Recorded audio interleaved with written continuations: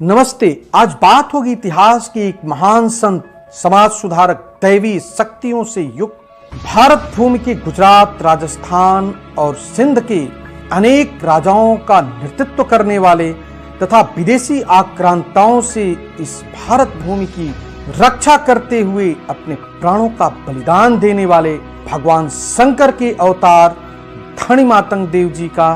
बात होगी उनके उन स्थानों की जहां जहां उनके चरण पड़े और बात होगी कैसे नेताओं ने अपने लाभ के लिए जात के नाम पे, धन के नाम पे महापुरुषों को बांटा। भुला दिए गए धनी मातंग जी इतिहास में जिसके वे हकदार थे। आज उनके अनुयायी और वंशज अशिक्षा, स्वास्थ्य और गरीबी से पीड़ित हैं, जिन्होंने इस देश की रक्षा की। आगे आप लोग मेरे साथ बने रहिए। मैं सत्येंद्र कुमार पांडे और आप देख रहे हैं HCA मीडिया।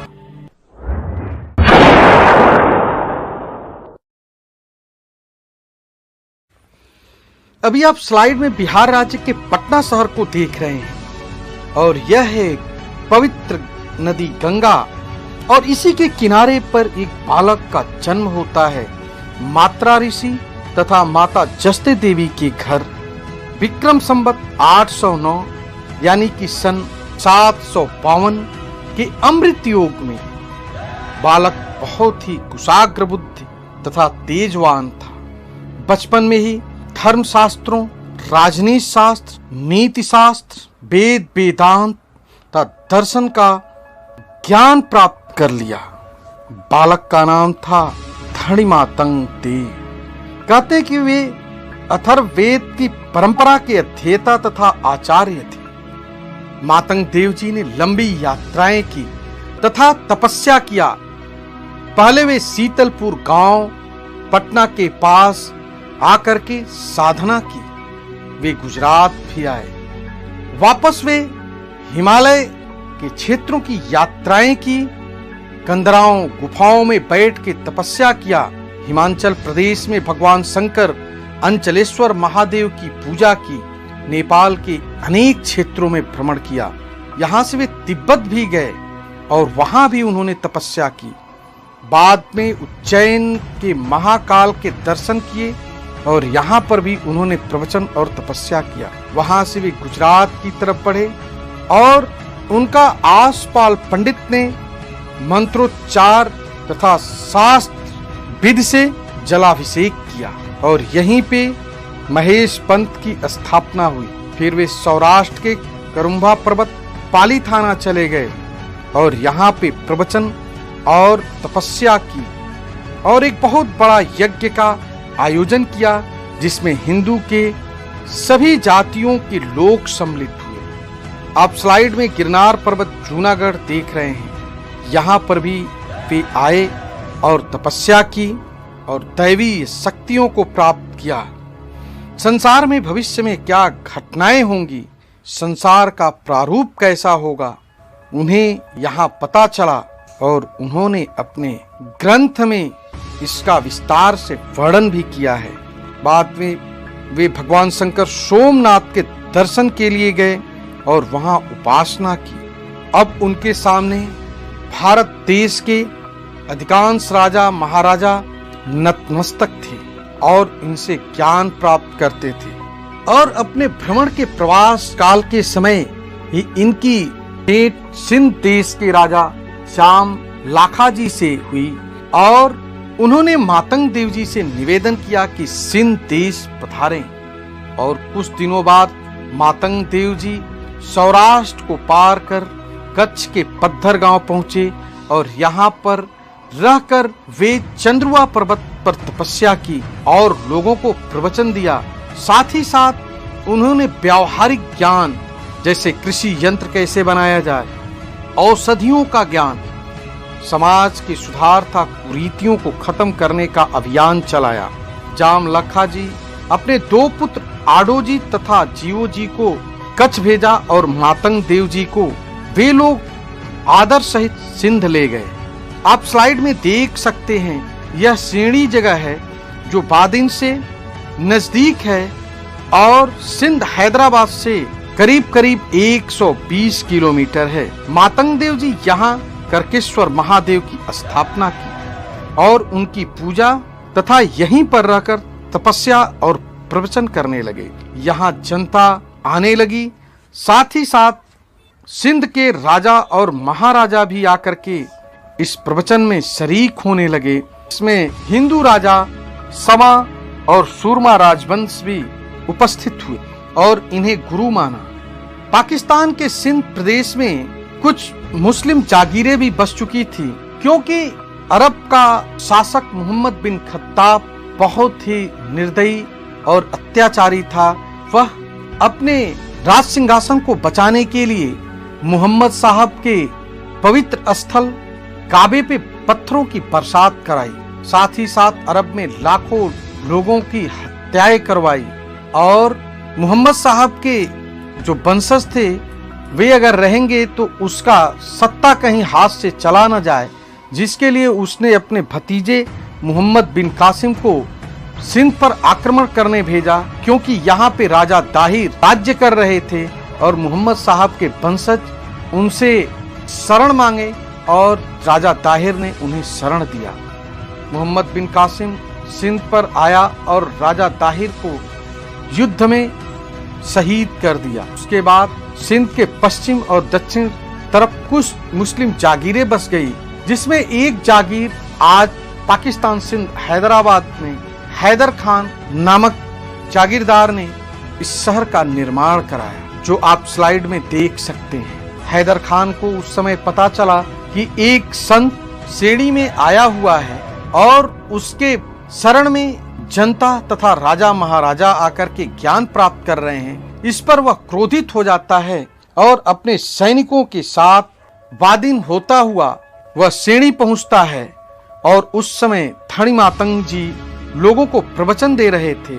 अतः उनको देखा और बोला, तुम इन राजाओं और अपनी इस जनता को लेकर के सिंध छोड़ दो, नहीं मारे जाओगे। इस पर लाखा जी के पौत्र ने हैदर खान को डांटा और चेतावनी दी। हैदर खान कभी सोचा न था कि उसे इतना बेइज्जत होना पड़ेगा।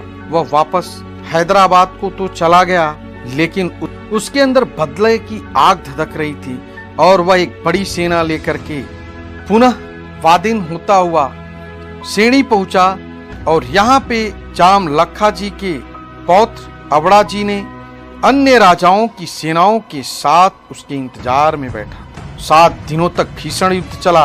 हैदर खान की सारी सेनाएं मारी जा चुकी थी, जो बची थी वे हताश हो गई थी। हैदर खान ने पता लगाया कि आखिर वह कौन सी शक्ति है जिससे ये राजा हमारे ऊपर भारी पड़ रहे हैं।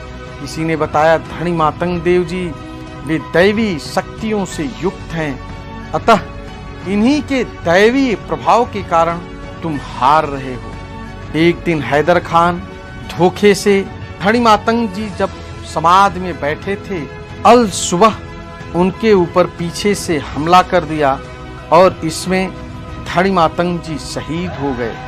उस समय वहां पे अबड़ा जी घायलावस्था में थे। वे तुरंत उठे और युद्ध करने लगे और वह भी शहीद हो गए। लेकिन वहां पर एक और भी रक्षक था मातंग देव जी का, बोएधा जी मेघवाल। वह यह संदेश लेकर के ठरई नगर गया, जहां मातंग देव जी के पुत्र लुड़ंग देव जी निवास कर रहे थे। जो आप स्लाइड में देख रहे हैं, यह समाधि स्थल लुड़ंग देव जी का है और लुड़ंग देव जी ने वहां के हिंदू राजाओं की सेनाओं को लेकर के सेणी के लिए प्रस्थान कर दिया। और दिन था अक्षय तृतीया। यहाँ पे भीषण युद्ध हुआ और हैदर खान की सेना परास्त हो चुकी थी। लुड़ंग देव ने अपने खंजर से हैदर खान का वध कर दिया और उसके कई टुकड़े कर दिए। इसके बाद कई 100 सालों तक किसी भी विदेशी आक्रमणकारी की हिम्मत नहीं हुई कि इस भारत भूमि की तरफ नजर उठा करके देखने की। मातंग देव जी के जहां जहां चरण पड़े थे वे स्थल हैं सेणी। यहाँ रेत से लोग स्नान करते हैं और बाद में पानी से स्नान करते हैं। यह पाकिस्तान हैदराबाद से 120 किलोमीटर बादिन के पास है। दूसरा है थरई। यहाँ पे लुड़ंग देव जी रहते थे जो मातंग देव जी के पुत्र थे और यहीं से उन्होंने सेना लेकर के सेनी के लिए प्रस्थान किया था। और यह है ठट्ठा का मकली। यहाँ पे मतिया देव जी रहते थे, वे भी इन्हीं के परिवार से थे। अभी आप जो स्लाइड में देख रहे हैं चंद्रुआ पर्वत, यहाँ पे मातंग देव जी ने लोगों को ज्ञान दिया और तपस्या की और यहीं से पाकिस्तान की तरफ गए। यह कुरुम्बा पर्वत कदमगिर पर्वत है, पाली थाना के पास है, यहाँ पर भी उन्होंने तपस्या की। अभी आप जो स्लाइड में देख रहे हैं गिरनार पर्वत जूनागढ़ का, यहाँ पे उन्होंने तपस्या की।